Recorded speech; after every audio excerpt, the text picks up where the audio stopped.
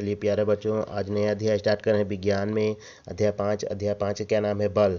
तो यहाँ पर देखिए बच्चों, बल का परिभाषा दिया गया है। किसी वस्तु की स्थिर अवस्था अथवा गति अवस्था में परिवर्तन लाने के लिए बाह्य कारक की आवश्यकता होती है, जिसे हम बल कहते हैं। किसी वस्तु की स्थिर अवस्था अथवा गति अवस्था में परिवर्तन लाने के लिए जो बाह्य कारक की आवश्यकता होती है, उसी को हम लोग क्या कहते हैं? बल कहते हैं। जैसे कि मान लीजिए कोई वस्तु स्थिर है, तो उसको गति अवस्था में लाने के लिए, अगर कोई वस्तु गति अवस्था में है तो इसको स्थिर अवस्था में लाने के लिए जो बाह्य कारक की आवश्यकता होती है, उसी को हम लोग क्या कहते हैं?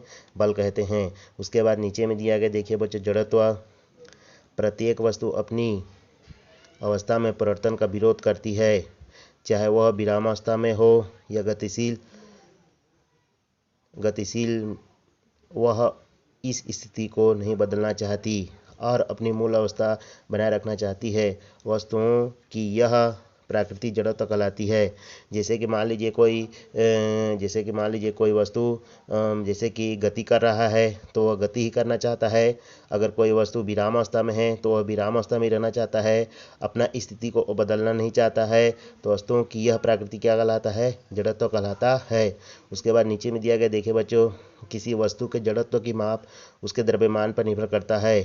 किसी भी वस्तु का जड़त्व उसके द्रव्यमान पर निर्भर करता है। मतलब जितना द्रव्यमान होगा उतना ही उसका जड़त्व उतना ही अधिक होगा, समझिए।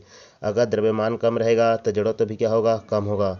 उसके बाद नीचे में दिया गया देखिए बच्चों, ऐसा ही पद्धति में द्रव्यमान का मात्रा क्या होता है? किलोग्राम होता है। इसके बाद देखिए बच्चों, गति का प्रथम नियम। न्यूटन के अनुसार प्रत्येक वस्तु अपनी स्थिर अवस्था या समान गति की अवस्था में तब तक बनी रहती है जब तक कि उस पर कोई बाह्य असंतुलित बल कार्यरत ना हो। इसे गति का प्रथम नियम कहते हैं। इसका कहने का ये मतलब है कि अगर मान लीजिए कोई वस्तु स्थिर अवस्था में है, तो स्थिर अवस्था में तब तक रहेगा जब तक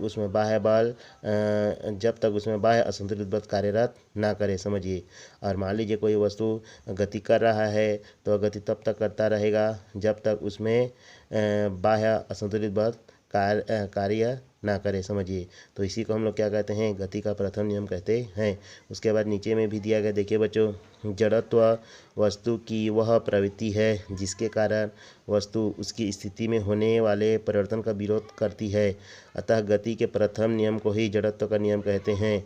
जैसे कि मान लीजिए कोई वस्तु स्थिर है, तो वह गति करना नहीं चाहता है। अगर मान लो कोई गति कर रहा है, तो स्थिर रहना नहीं चाहता है, अपना परिवर्तन का क्या करता है? विरोध करता है।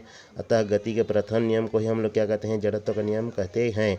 उदाहरण के लिए देखिए बच्चों, पहला दिया गया है, कंबल को छड़ी से पीटने पर धूल के कण क्या होते हैं? झड़ जाते हैं।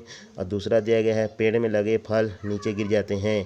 ये सभी किसके नियम के अंतर्गत आता है? गति के प्रथम नियम के अंतर्गत आता है। इसके बाद अगले दिन हम लोग गति का द्वितीय नियम पढ़ेंगे बच्चों। धन्यवाद।